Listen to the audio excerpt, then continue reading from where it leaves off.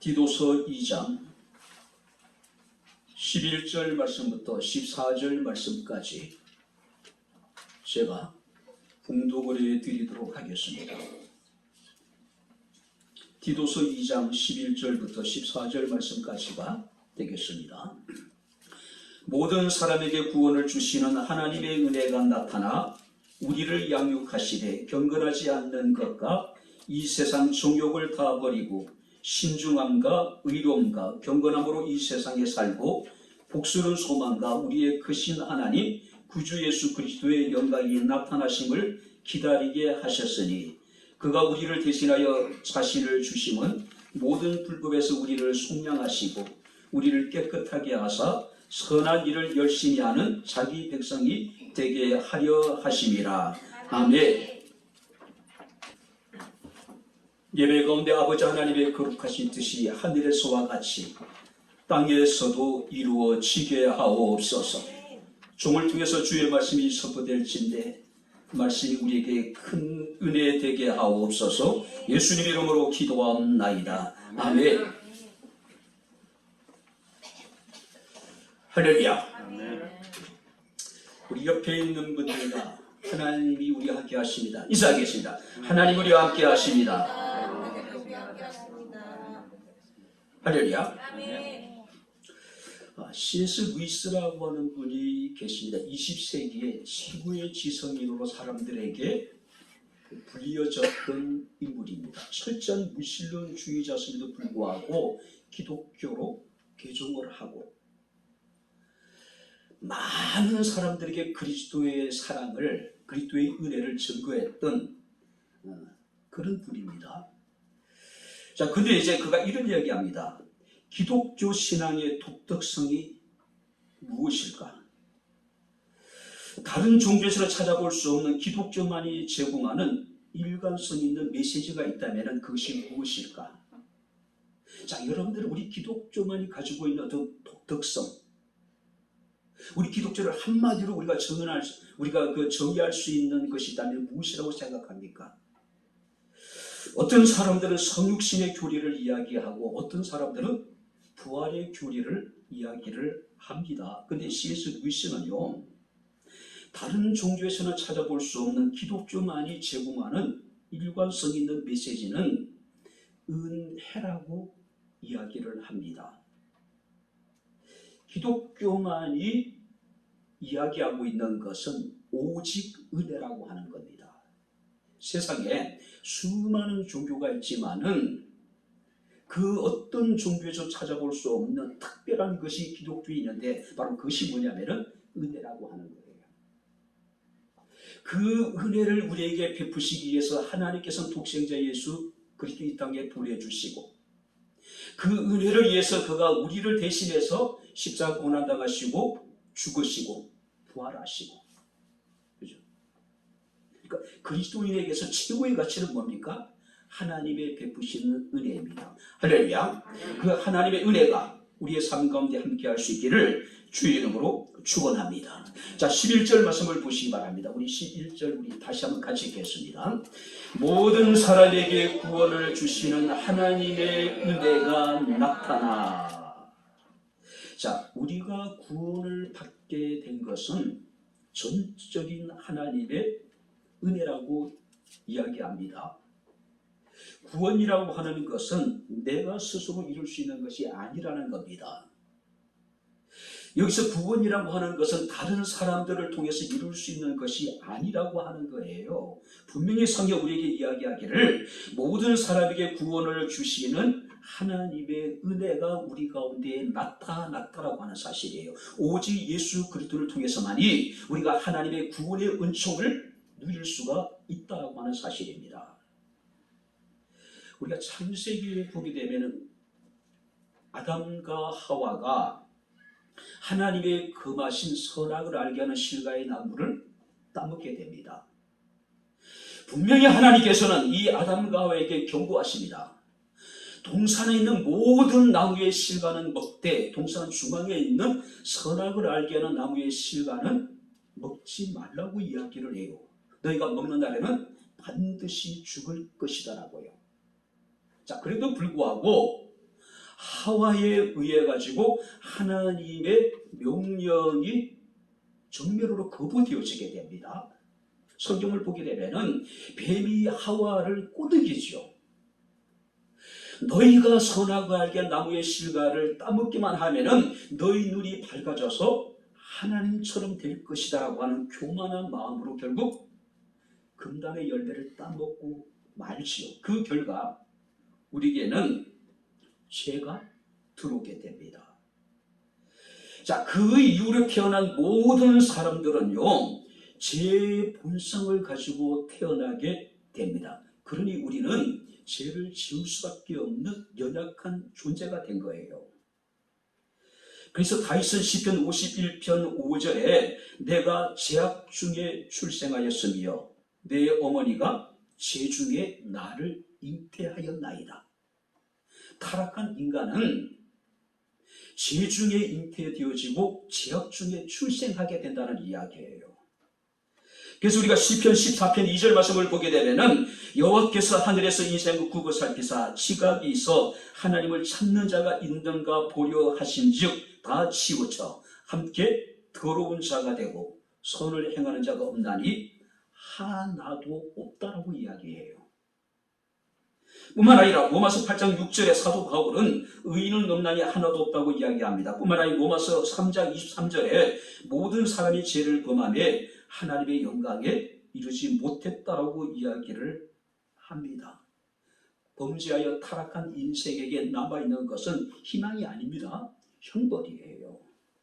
자, 그런데 하나님께서는 우리의 형벌을 담당하시기 위해서, 우리를 죄와 사망에서 구원하시기 위해서 당신의 사랑하는 독생자이신 예수 그리스도를 이 땅에 보내주시고 그의 십자가의 고난과 죽으심을 통해서 하나님의 사랑을 우리에게 확증시켜 주시고 우리를 구속해 주셨다라고 하는 사실이에요. 자, 그래서 우리가 요한복음 3장 16절 말씀을 보게 되면은 하나님이 세상이처럼 사랑하사 독생자를 주셨으니 이는 그를 믿는 자마다 멸망하지 않고, 한번 따라해 보시기 바랍니다. 영생을 얻게 하려 하심이라. 할렐루야. 우리를 구속하시기 위해서 독생자이신 예수 그리스도를 우리에게 보내주시고 하나님의 사랑을 확증시켜 주실 뿐만 아니라 그의 십자가의 죽으심을 통해서 우리의 죄를 다 멸하실 뿐만 아니라 우리에게 영원한 생명을 주셨다라고 하는 사실이에요. 그래서 우리가 11절 말씀을 보니까 모든 사람에게 구원을 주시는 하나님의 은혜가 나타났다. 자, 그렇다면은 여러분들이 은혜가 무엇이라고 생각할까요? 당시 헬라 사람들, 지금 여러분들이 그리스 사람들에게 있어서 은혜라고 하는 것은 세속적인 행복이나 행운이나 자신의 이익을 가져다 주는 통로로서의 은혜를 이해를 했어요. 자, 그렇다면 이스라엘 사람들에게 은혜라고 하는 것은 특별히 자신의 백성에게 베푸시는 하나님의 호의. 자, 여기서 자기 백성이란 어떤 사람들일까요? 이스라엘 사람들에게 베푸시는 하나님의 호의가 그들은 은혜라고 정의를 합니다.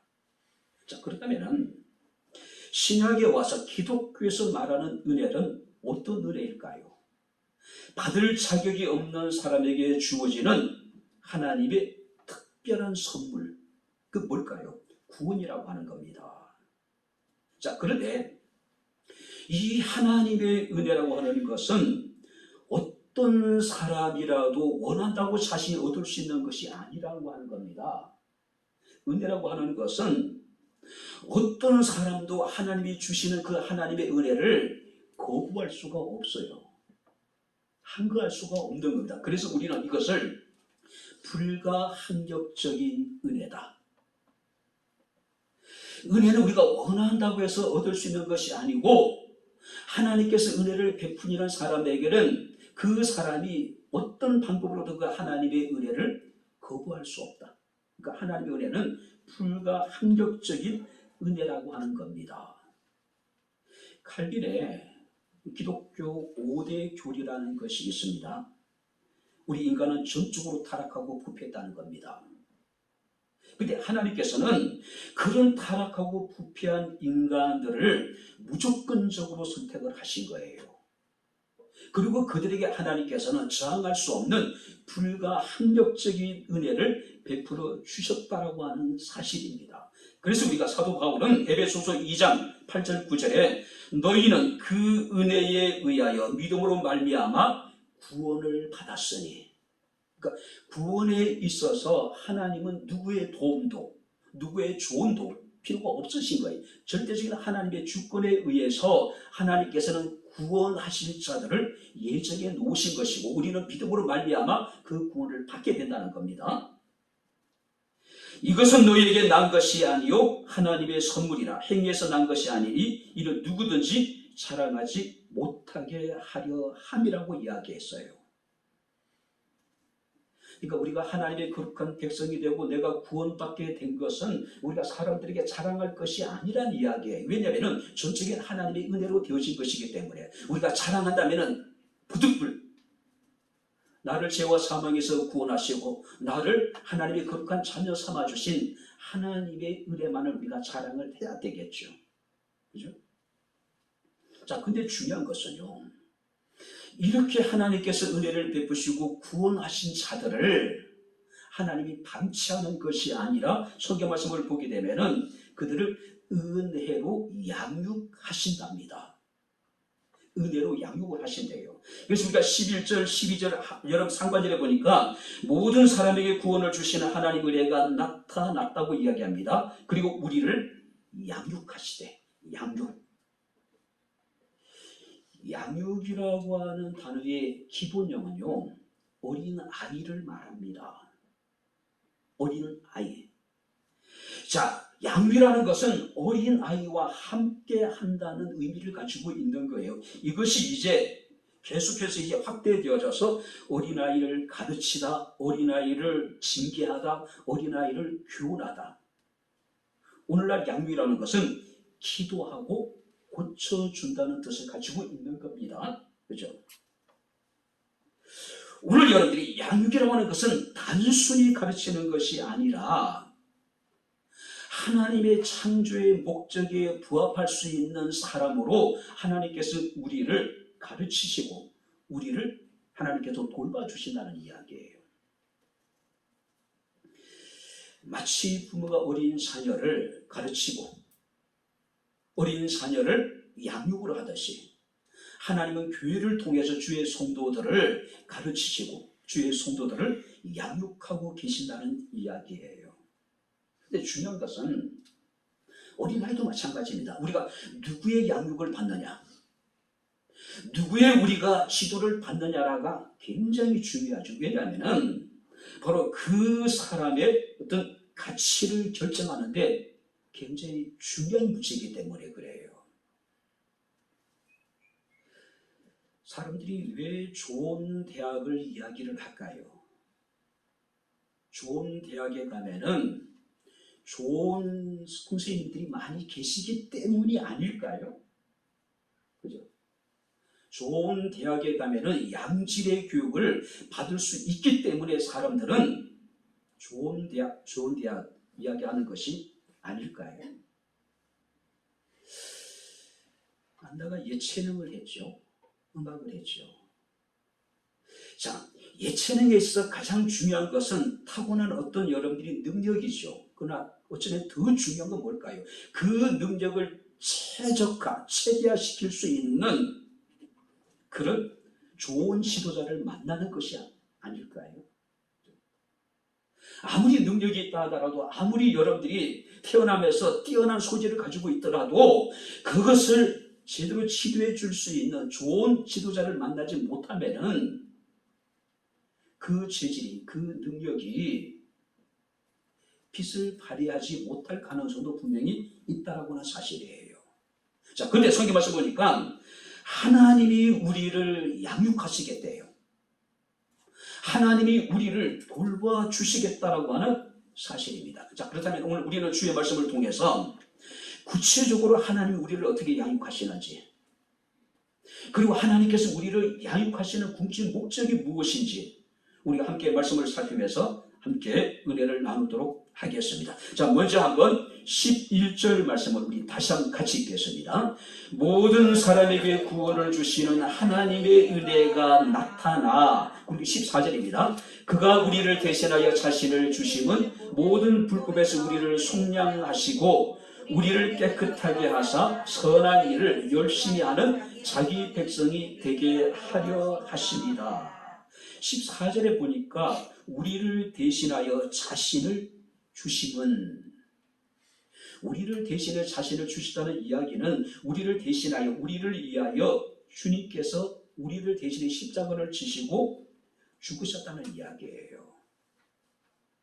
우리를 대신하여 예수 그리스도께서 십자가를 지시고 우리의 죄를 담당하시고 죽으셨다는 거예요. 그래서 우리가 이사야 53장 5절에 보니까 그가 찔림은 우리의 허물을 인함이요 그가 상함은 우리의 죄악을 인함이라. 그가 징계를 맞음으로 우리가 평안을 누리고 그가 채찍에 맞음으로 우리가 나음을 입었다라고 말씀하고 있음을 우리가 보게 됩니다. 그가 자기 자신을 우리를 위해서 주심으로 말미암아 우리는 하나님이 베푸시는 구원의 은혜를 우리가 입게 되었고, 그 구원의 은혜라고 하는 것은 차별이 없는 것이라고 이야기를 합니다. 유대인이나 헬라인이나 남자나 여자나 자유인이나 종이나 하나님의 은혜는, 구원의 은혜는 차별이 없대요. 차별이 없대요. 그죠? 자, 그런데 많은 사람들은 이 하나님의 은혜가 우리에게 그저 주어지는 것이기 때문에, 하나님의 선물이라고 여기기 때문에 그것을 가치 없는 것으로 우리가 치부하는 사람들도 적지 않다고 하는 거예요. 그리스도의 복음을 전할 때 예수 그리스도를 믿음으로 구원을 받습니다라고 우리가 이야기를 하죠. 그러면 그들이 뭐라고 이야기합니까? 야, 그렇게 구원을 얻는 것이라면은 난 구원받지 않겠다. 단지 예수 그리스도를 믿음으로 말미암아 구원을 받는다면은 지금 내가 예수 믿지 않고 내가 죽기 전에 예수를 믿어도 구원받을 수 있지 않겠느냐라고 이야기해요. 그런데 우리에게 있어서는 은혜죠. 우리에게 있어서는 그저 받은 하나님의 선물이지만은 이 은혜가 하나님의 입장에서 보았을 때는 당신의 사랑하시는 독생자이신 예수 그리스도의 십자가에 죽게 하심으로 우리에게 베푸신 은혜라고 하는 사실이에요. 그러니 이 은혜를 우리가 값싼 것으로 싸구려로 치부해서는 안 된다고 하는 사실입니다. 자, 그렇다면 성경 말씀을 보니까 우리에게 나타난 하나님의 은혜는 14절 말씀을 보니까 모든 불법에서 우리를 속량하시고, 우리를 속량하시고. 자, 속량이라고 하는 단어의 의미는 우리를 구속하다, 또 우리를 자유하게 하다. 자유. 그죠? 그래서 로마서 8장 1절 2절 말씀을 보게 되면, 그러므로 이제 그리스도 예수 안에 있는 자들에게는 결코 정죄함이 없나니 이는 그리스도 예수 안에 있는 생명의 성령의 법이 죄와 사망의 법에서, 한번 따라해 보시기 바랍니다. 너를 해방하였습니다. 죄와 사망의 법에서 하나님 우리를 해방시키고 우리를 자유케 해주셨다는 이야기예요. 그리스도의 은혜를 통해서. 물과 기름이 섞일 수 없듯이 죄를 지은 인간과 하나님이 함께할 수 없겠죠. 문제는 그 죄를 해결할 수 있는 힘이, 그 죄를 해결할 수 있는 능력이 우리에게는 없다라고 하는 사실이에요. 그런데 성경 말씀을 보니까 예수 그리스도를 통한 하나님의 은혜로 말미암아 모든 죄와 사망의 법에서 하나님 우리를 해방하시고 우리를 자유케 주셨다라고 하는 사실입니다. 이것이 우리에게 나타난 하나님의 은혜라는 것이죠. 뿐만 아니라 14절 계속해서 말씀을 보게 되면은 자기 백성을 깨끗하게 하시고, 자기 백성을 깨끗하게 하셨다. 요한일서 1장 7절에 보니까 예수의 피가 우리를 모든 죄에서 깨끗게 하시고, 여러분들이 거룩이라고 하는 것을 여러분들이 어떻게 이야기를 합니까? 경건하게 하나님 앞에 나와서 예배를 드리고 찬양을 하고 성경을 끼고 고상한 말로 우리가 이야기를 하고, 그죠? 근데 거룩은요, 그렇게 우리가 복잡하게 우리가 설명할 필요가 없는 겁니다. 한마디로 거룩은 하나님께 속한 것이 거룩이에요. 왜냐하면 그분은 거룩하신 분이기 때문에 그래요. 우리가 하나님께 속했다라고 하는 것은 죄의 영향력에서 우리가 완전히 벗어났다는 것을 의미하고, 죄와 사망의 법으로부터 우리가 완전히 자유하게 되었음을 의미하고 있는 거예요.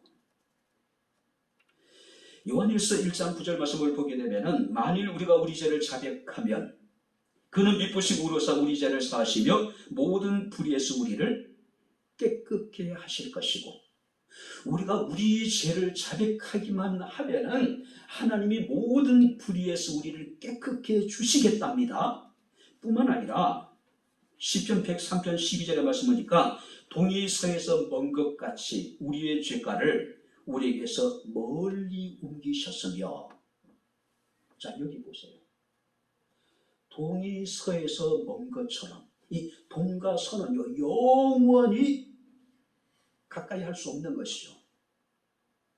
동이 서에서 먼다라고 하는 것은 아주 상상할 수 없는 먼 거리를 말하는 거예요. 그러니까 우리의 죄가를 하나님께서는 우리에게서 멀리 옮겨 놓으셨대요.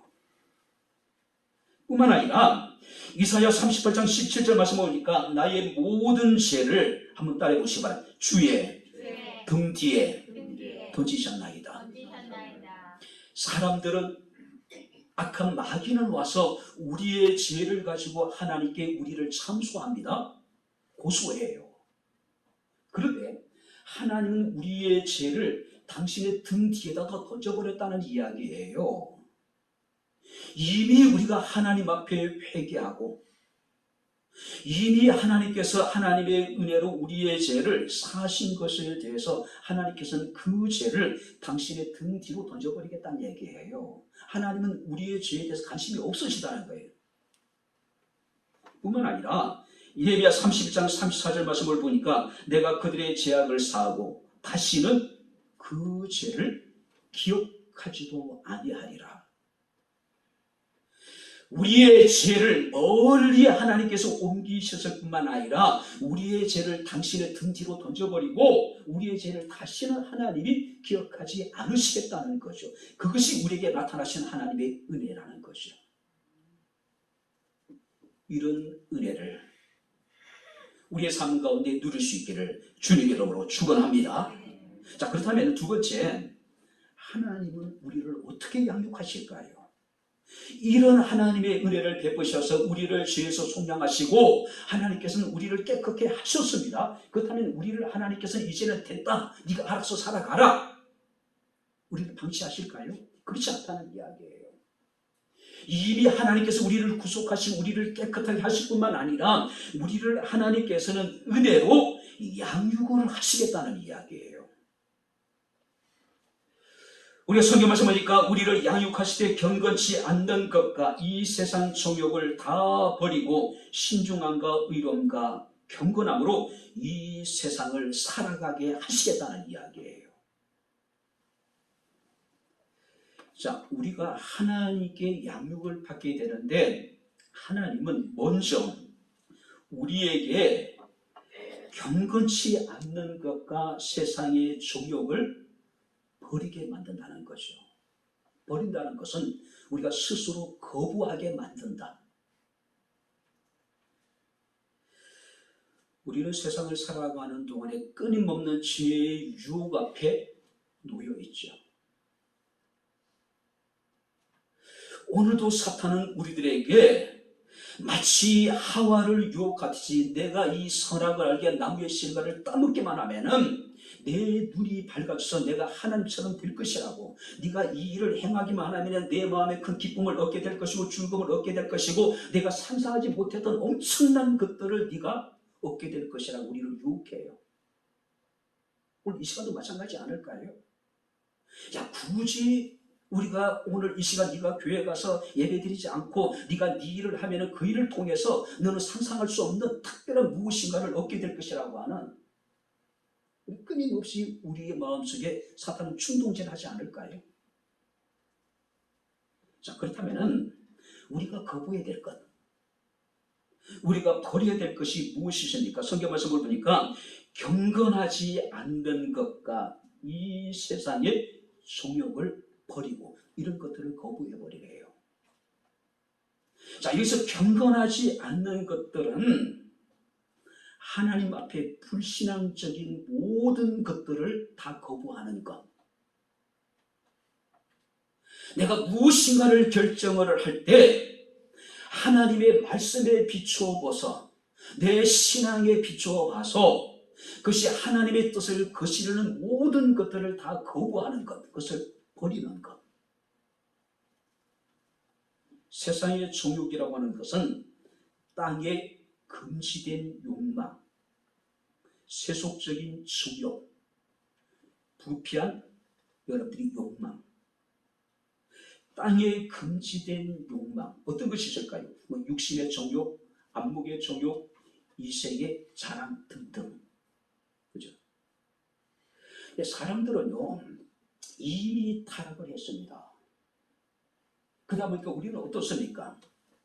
우리가 로마서 말씀을 보게 되면은 남자가 순리대로 여자를 취하지 아니하고 영리대로 남자가 남자를 취하고 여자가 여자를 취하고. 뭘까요? 동성애잖아요. 이것은 분명히 하나님께서 우리에게 금하신 금지된 욕망이라는 거죠. 자, 그리스도인들은요, 이런 경건하지 않는 것과 세상의 정욕적인 것들을 철저하게 거부해야 돼요. 몇 해 전에 장신대학교에서 동성애 집회가 있은 신학대학교에서, 한국을 대표할 수 있는 신학대학교에서 어떻게 저런 일이. 근데 장신대뿐만 아니라 오늘날 신학교가 완전히 무방비 상태에 놓여 있는 거예요. 사회적인 분위기가 그러해요. 근데 분명히 하나님께서 우리가 말씀하십니다. 하나님은 우리를 은혜로 양육하시는데 바로 하나님의 은혜 우리가 양육을 받기 위해서는 우리의 삶을 새롭게 해야 되는데 불신앙적인 모든 것들을 거부할 뿐만 아니라 세상적인 정욕, 금지된 욕망, 세속적인 정욕 이런 것들을 우리가 거부해야 된다는 이야기예요.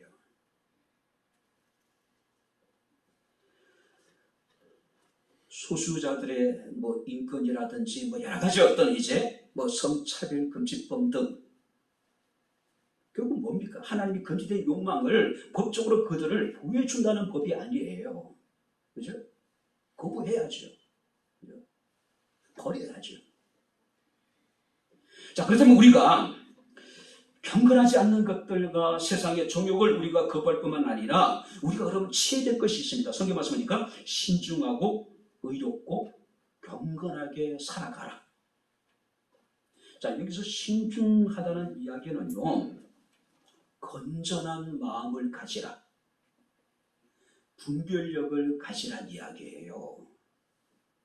경거망동하지 말고 조급한 마음으로 무엇인가를 행하지 말고 정말 분별력을 가지고 냉정하게 그리고 절도 있게 어떤 일을 행하라는 이야기예요.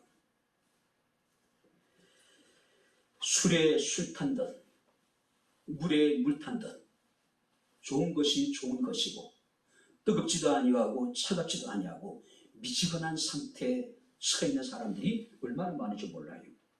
신중하래요. 분별력을 가지란 이야기예요. 옳고 그른 것, 참과 거짓에 대해서 우리가 분명히 절도 있게 우리가 결정을 하라는 이야기예요. 여기서 의롭다라고 하는 것은 공정입니다. 모든 사람들에서 공정하고 모든 사람들이 올바르고 모든 사람들에 대해서 이해할 만큼 우리가 적절하게 똑바로 행하는 것.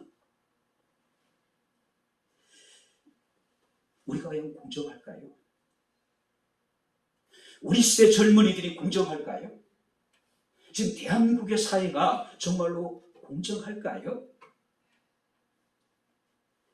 우리가 공정이라고 하는 것은 오늘 우리 사회에서 그림자도 찾아볼 수 없는 불평등하고 불공정하고 그죠? 우리들의 모습이잖아요. 그죠?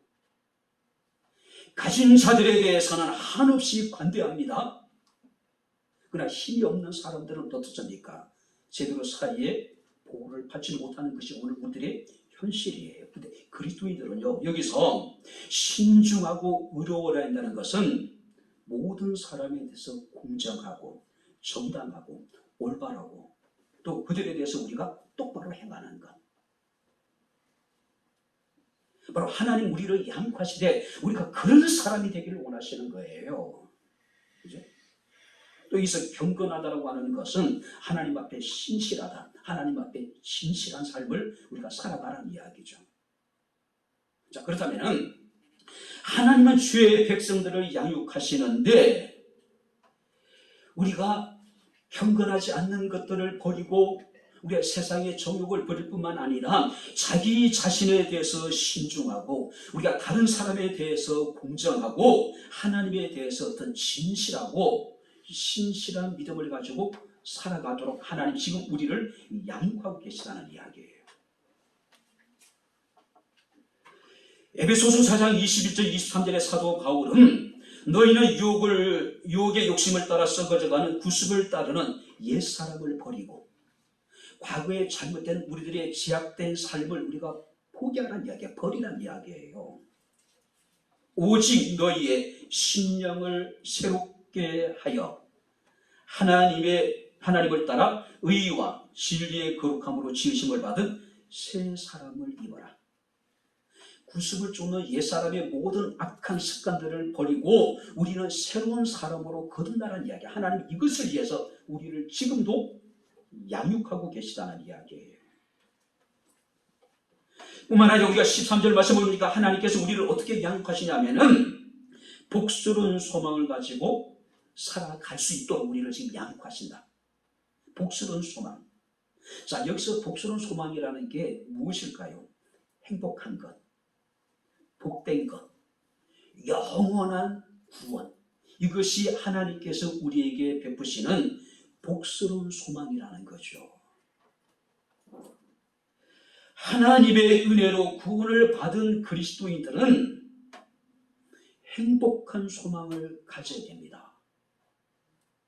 현실은 어렵고 힘들지만은 현실 우리가 믿음을 따라 살아가기가 참으로 녹록지 않을지 모르지만은 우리가 겪는 모든 아픔도 고난도 우리가 겪는 모든 슬픔조차도 궁극적으로 우리에게 유익이 되게 하시는 그 하나님을 바라보면서 우리는 행복한 소망을 가지라는 이야기예요. 또 우리가 복된 소망을 가지라는 이야기예요. 그리고 영원한 구원에 대한 기대를 가지고 우리가 하루하루 살아가는 이야기. 하나님 우리를 양육하시는 이유는 바로 여기에 있는 거예요. 국장은 이르기를 그리스도인에게서 삶의 기초는 소망이라고 이야기합니다. 만약에 오늘 우리에게 행복한 소망이 없다면, 우리에게 복스러운 소망이 없다면 우리는 세상에서 가장 불쌍한 사람들이죠. 그죠? 아니, 미래에 대한 우리가 소망이 없는데 왜 굳이 이 시간 비가 내리는 이 아침에 우리가 이곳에 와서 예배를 드려야 될 이유가 뭐가 있겠어요? 우리에게 복스러운 소망이 없는데 우리가 열심히 일해서 하나님 우리에게 베푸신 것 가운데 10분의 1을 드려야 될 아무런 이유가 없는 거죠.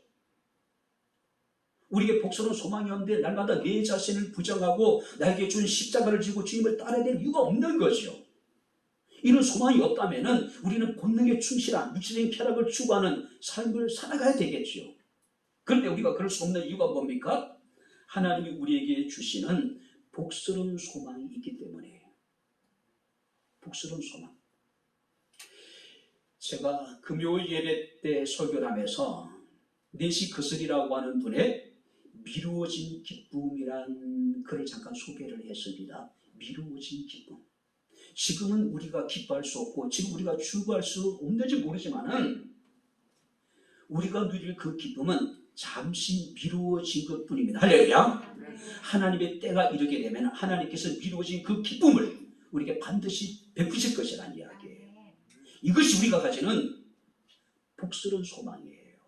복스러운 소망. 소망을 갖는다는 것은 엄청난 축복이죠. 내일의 소망을 가진 사람들은 오늘의 어떤 어려움도 어떤 고난도 극복할 수가 있지요. 왜 사람들이 그딴지 여러분 우리가 선택을 합니까? 내일에 대한 희망이 없다고 생각한 거죠. 내일에 대한 소망이 없기 때문에 그런 거예요.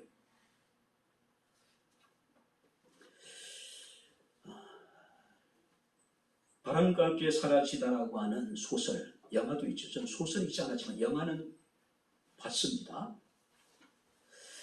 마가렛 미첼이라고 하는 여인이 굉장히 몸이 약했던 것 같아요. 근데 굉장한 독서광이었던 것 같습니다. 그래서 매일 도서관에 가서 책을 읽는 것이 그녀의 하루의 일과예요. 근데 이제 도서관에서 더 이상 읽을 만한 책을 찾지 못해요. 남편에게 이런 얘기합니다. 도서관에 가도 이제 읽을 만한 책이 없네. 아니, 도대체 얼마나 많은 책을 읽었기에 더 이상 도서관에는 자신이 읽을 만한 책이 없다는 거예요. 그래서 남편이 지나는 소리로 그럼 당신 한번 써보지. 그래서 펜을 지었습니다. 그리고 나온 소설이 바람과 함께 사라지다예요. 그 내용은 다 기억하지 못하니 분명히 여자 주인공의 이름은 스칼렛이라고 하는 여인이고 그 영화의 마지막에 보게 되면은 그야말로 명대사가 등장을 하죠. 그 대사 내용이 뭡니까? 내일은 또 내일의 태양이 뜰 거야. 뭡니까? 희망이잖아요. 소망이잖아요. 현실이 아무리 어렵고 힘들더라도 우리가 결코 포기할 수 없는 이유가 뭡니까? 내일은 또 내일의 태양이 뜰 것이라고 하는 희망이 있기 때문이 아닐까요?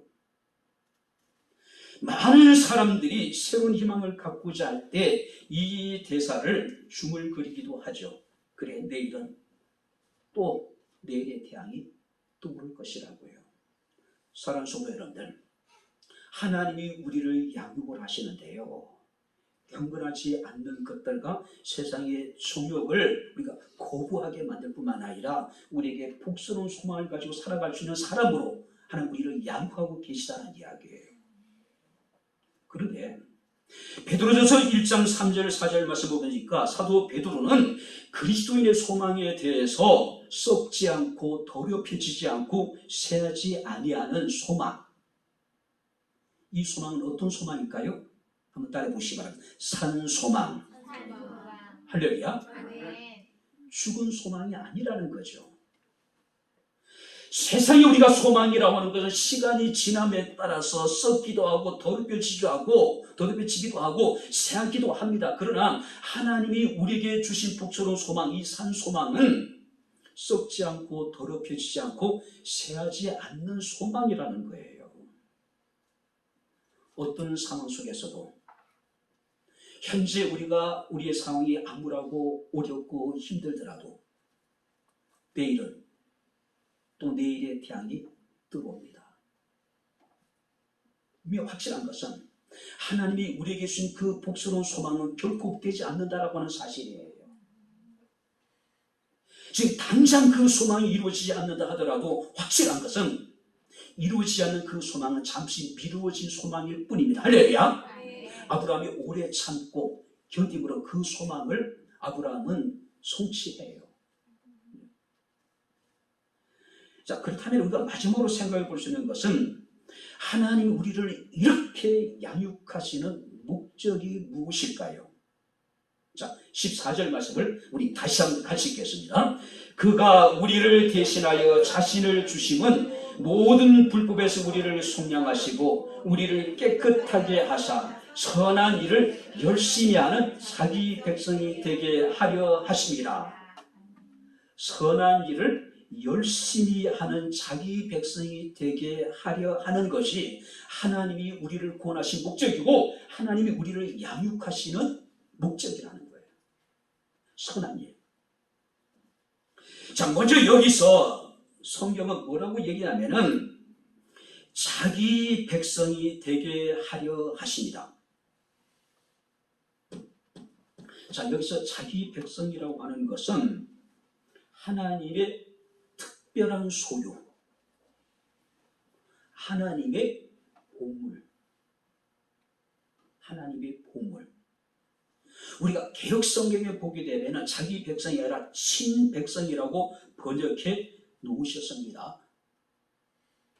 자, 부모되는 성도 여러분들이 생각하시기에 여러분들의 가장 소중한 보물이 있다면 무엇일까요? 아파트? 천정부지로 뛰어든 아파트가 지금 가격이 폭락하고 있죠. 그게 보물이 될 수 있을까요? 내가 애지중지 이렇게 이제 관리하고 있는 자동차, 그것이 내 보물이 될 수 있을까요?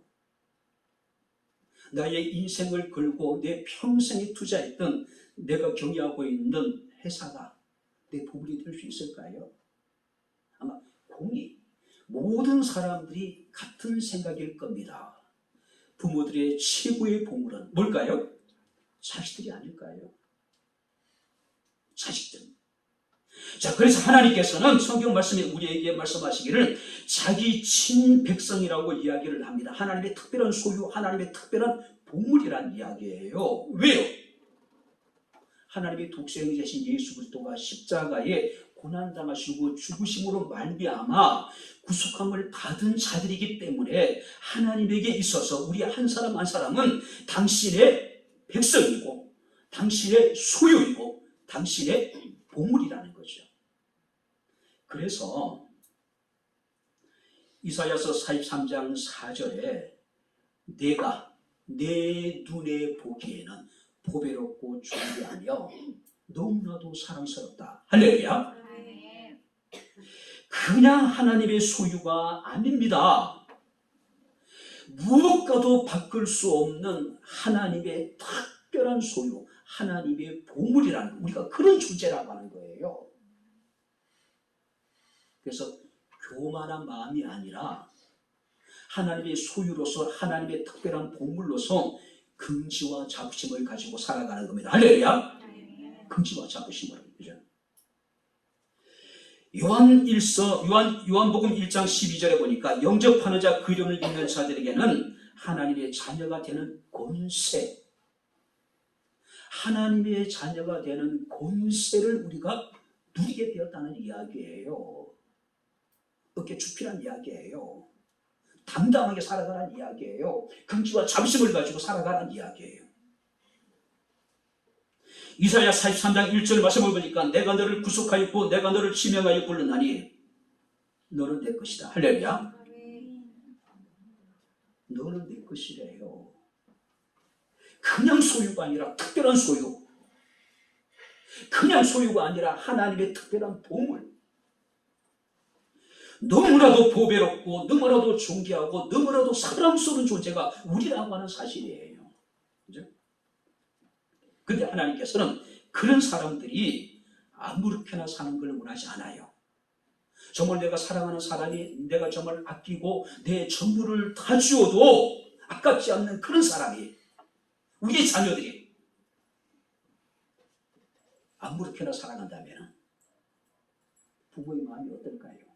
성경 말씀 보니까 하나님의 특별한 소유, 하나님의 특별한 보물된 주의 성도들이 어떤 삶을 살아가기 원할까요? 하나님의 선한 일에 열심히 하는 자가 되기를 원한 거예요. 이게 보세요. 선한 길이라고 하는 것은 도덕적으로 윤리적으로 선하다는 의미가 아닙니다. 하나님의 뜻과 하나님의 교훈에 합당한 삶을 살아가는 사람. 여기서 선한이라는 것은 아름다운 일, 가치 있는 일, 덕스러운 일, 탁월한 또 값비싼 수고, 어떤 유용한 일, 그러니까 좋은 일을 해야죠. 세상에 무엇보다도 소중한 하나님의 소유고 하나님의 특별한 보물된 사람들이 지저분하게 살아서는 안 되잖아요. 더럽게 살아서는 안 되잖아요. 그죠? 쓰레기 인생이 돼서는 안 되잖아요. 하나님 우리가 아름답고 가치 있고 특스럽고 정말로 유용한 일을 하는 그런 사람이 되기를 원하는 거예요. 그래서 로마서 10장 2절에 너희는 이 세대를 본받지 말고 오직 마음을 새롭게 함으로 변화를 받아 하나님이 선하시고 기뻐하시고 온전하신 뜻이 무엇인지를 분별하라. 하나님이 기뻐하신 일이 무엇인지를 분별하고 하나님이 기뻐하신 일을 행하라는 이야기예요. 선한 일은 의무감이 아닙니다. 하나님이 베푸신 은혜에 대한 감격과 기쁨과 즐거움을 가지고 우리가 선한 일을 행하라는 이야기예요.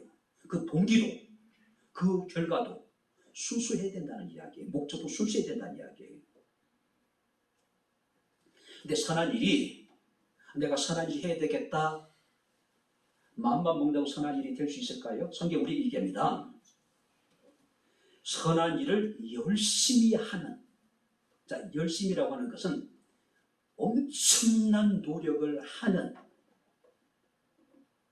선한 일을 행하는 데 있어서 강한 의지가 필요합니다. 선한 일을 하기 위해서는 자기 희생이 필요해요. 노력이 필요합니다.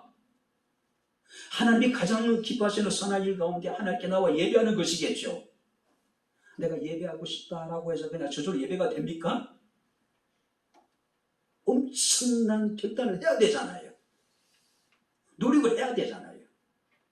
많은 것을 내려놔야 되잖아요. 그리고 나와야 되잖아요. 그죠? 고린도전서 10장 31절에 사도 바울은 고린도교회 성도들에게 너희는 먹든지 마시든지 무엇을 하든지 다 하나님의 영광을 위하여 하라. 하나님의 영광을 위하여 하는 모든 일이 선한 일입니다. 할렐루야. 선한 일을 열심히 하래요. 이제 말씀을 마칩니다.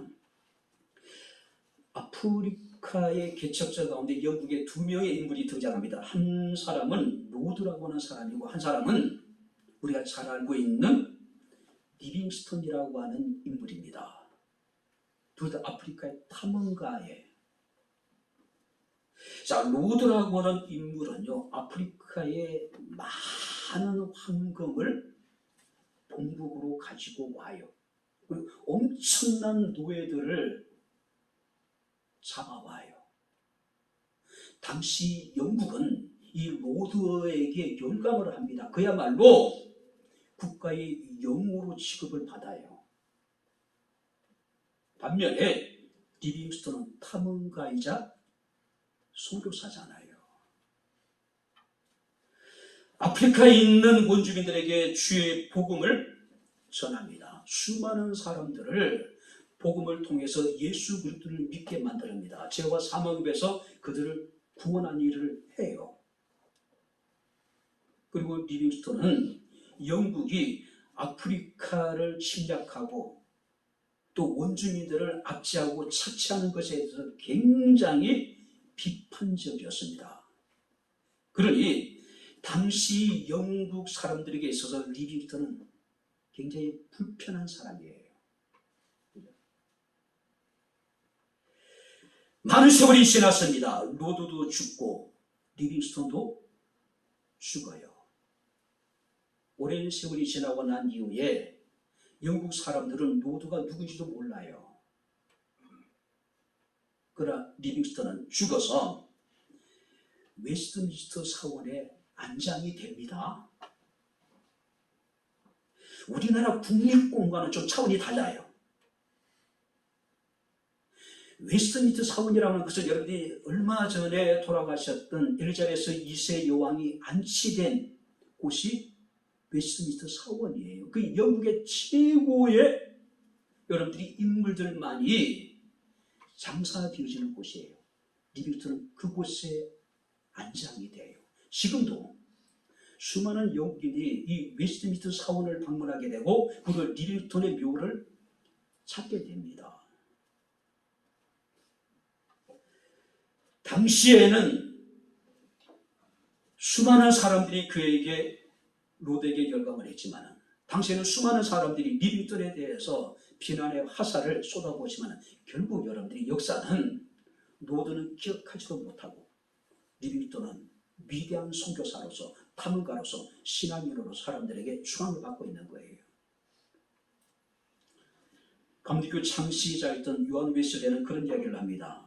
경건하고 성숙한 믿음을 가진 성도는 7가지를 자신에게 물어야 한다. 자, 잘 들어보죠. 첫 번째, 항상 기도하고 있는가?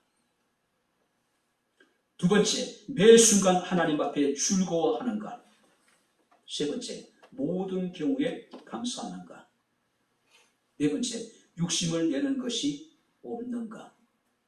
다섯 번째, 두려워한 일이 없는가? 여섯 번째, 내 중심에 끊임없이 하나님의 사랑을 느끼고 있는가? 마지막 7번째가 무슨 일을 하든지 그것이 하나님을 기쁘게 한다고 자신 있게 대답할 수 있겠는가? 바랍니다. 하나님이 우리를 은혜로 구원하시는 할렐루야. 그가 오늘도 우리를 은혜로 양육하고 계십니다. 하나님이 우리를 구원하시고 하나님이 우리를 양육하신 목적은 단 하나입니다. 뭘까요? 선한 일에 열심히 하는 사람이 되기를 원한다라고 하는 겁니다. 살아가기 참 어렵고 힘들지만은 주의 선한 일에 사람들 앞에 또 교회 앞에 정말로 선한 일에 열심을 다할 수 있는 바로 저와 여러분들의 삶이 될 수 있기를 주님의 이름으로 축원합니다. 우리 찬양하도록 하겠습니다.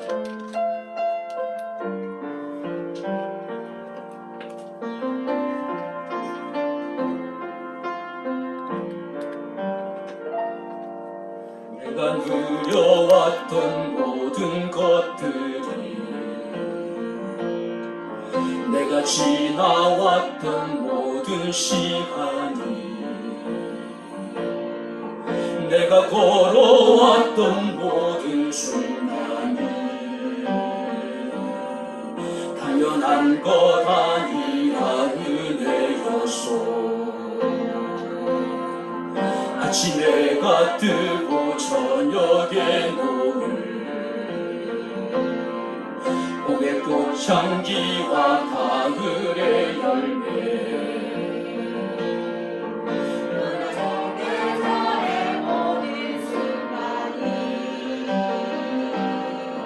당연한 것 아니라 은혜였소. 모든 것이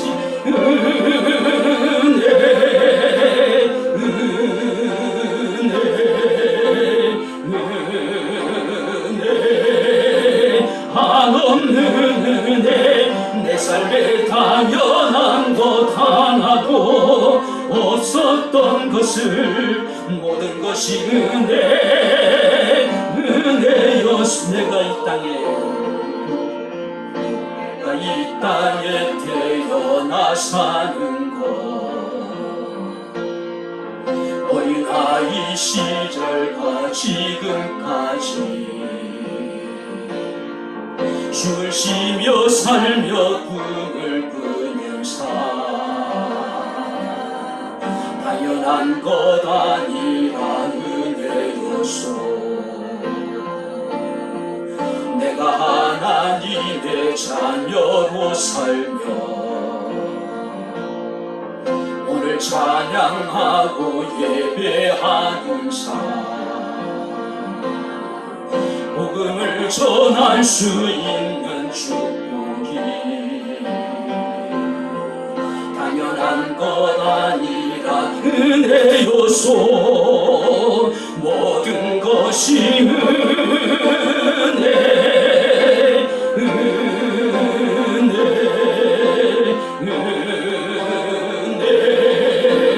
한없는 은혜 내 삶에 당연한 것 하나도 없었던 것을 모든 것이 은혜였소. 모든 것이 은혜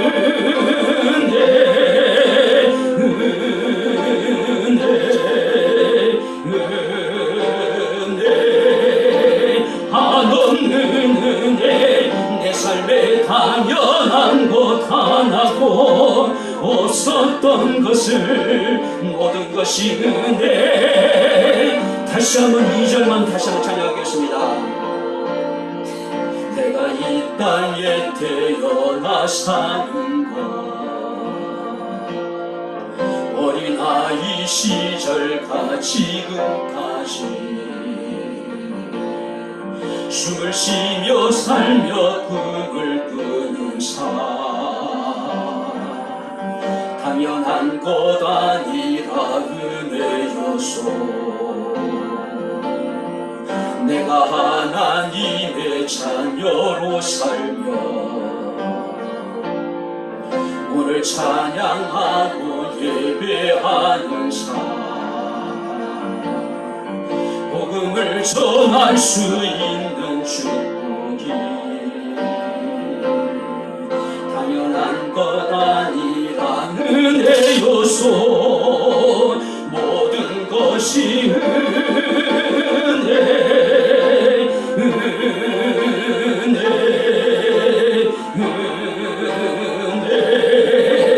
한없는 은혜. 내 삶에 당연한 것 하나도 없었던 것을 모든 것이 은혜, 은혜여. 모든 것이 모든 것이 은혜, 은혜, 은혜. 한없는 은혜. 내 삶에 당연한 것 하나도 없었던 것을 모든 것이 은혜, 은혜여. 모든 것이 모든 것이 은혜, 은혜. 한없는 은혜. 내 삶에 당연한 것 하나도 없었던 것을 모든 것이 은혜, 은혜였소.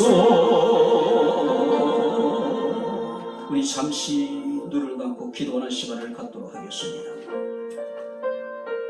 죄와 사망의 법으로 죽을 수밖에 없었던 우리들을 그리스도의 십자가의 고난과 죽으심을 통해서 죄와 사망의 법에서 우리를 해방시키시고 우리를 자유케 하시고 우리를 깨끗하게 하셨습니다.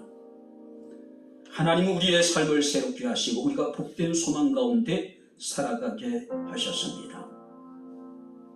하나님이 우리를 구원하시고 하나님이 우리를 양육하신 목적은 우리가 선한 일에 열심을 가지는 하나님의 백성이 되기를 원하고 계심을 우리가 말씀을 통해서 보았습니다. 주여, 감당할 수 없는, 청량할 수 없는 은혜를 입었으니 하나님의 선한 일에 열심을 가지고 우리가 하나님을 섬기고 교회를 섬기고 이웃을 섬기게 하옵소서. 오늘 선포되는 하나님의 말씀 우리가 마음에 기억하시면서 우리 잠시 함께 조용하지만 간절한 마음으로 기도하겠습니다. 할렐루야. 사랑하시고 자비로우신 나의 아버지 하나님, 아버지 하나님의 은혜와 사랑을 진심으로 감사를 드립니다. 우리가 감당할 수 없는, 측량할 수 없는 하나님의 은혜와 사랑을 기억하게 하시고 아버지 하나님의 죄와 사망의 우리를 구속하실 뿐만 아니라 우리를 깨끗게 하시고 우리의 삶을 새롭게 하시고 우리가 복된 소망 가운데 세상을 살아갈 수 있는 은혜를 베풀어 주신 아버지 하나님여 감사합니다. 주께서 우리를 구원하실 뿐만 아니라 은혜로 우리를 양육하고 계신 우리가 믿습니다. 하나님께서 우리가 선한 일에 열심인 하나님의 백성이 되기를 원하실진데 여호와여, 감당할 수 없는, 청량할 수 없는 은혜를 입은 자로서 우리가 아버지 하나님 구원을 받은 자로서 거룩한 하나님의 백성으로서 하나님의 선한 일에 부유한 자가 되게 하시고 하나님의 선한 일에 열심을 다할 수 있는 저희들의 삶이 되게 도와주시기를 원합니다. 아버지 하나님을 섬기며 교회를 섬기며 이웃을 우리가 아버지 하나님여 사랑하며 섬기게 하옵소서. 주님이 이 땅에 오시는 그날 참으로 우리 주님 앞에 섰을 때 결코 부끄럽지 않는 참으로 주의 선한 일에 열심을 다한 주의 사랑 성도들이 되게 하옵소서. 착하고 충성과 중간 내가 작은 일에 충성하였으므로 내가 내게 큰 일을 맡기겠다라고 하는 그의 마지막 때 주의 주일감에 함께 참여할 수 있는 백경목교회 사랑하는 모든 성도들이 되게 하옵소서. 오늘도 함께 주님을 찬양합니다. 주님 감사합니다. 예수님 이름으로 기도합나이다. 아멘. 고맙고 감사하신 아버지 하나님, 감당할 수 없는, 측량할 수 없는 은혜로 말미암아 우리를 구속하여 주시고 우리를 하나님의 거룩한 자녀로 인쳐 주심을 감사를 드립니다. 죄와 사망에서 우리를 자유케 하시고 우리를 깨끗게 하시고 우리의 삶을 새롭게 하시고 복된 소망 가지고 살아가게 하셨으니 우리가 선한 일에 열심을 가지는 하나님의 거룩한 백성 되게 하옵소서. 하나님을 섬기며 교회를 섬기며 이웃을 섬기는 주의 사랑하는 모든 성도들이 되게 하옵소서. 예수님 이름으로 기도하옵나이다. 아멘. 이제는 우리 주 예수 그리스도의 은혜와 하나님의 크신 사랑과 성령님의 교통 주제례제 충만 역사 인도하시니 하나님의 은혜로 구원받고 하나님 은혜로 양육받아 하나님의 선한 일에 힘쓰는 하나님의 거룩한 백성이 되기를 원하는 주의 사랑하는 모든 성도들 머리 위에 저들의 가정과 직장과 사업장과 이 교회와 이 나라 이 민족 위에 지금부터 영원토록 함께 있을지어다. 아멘.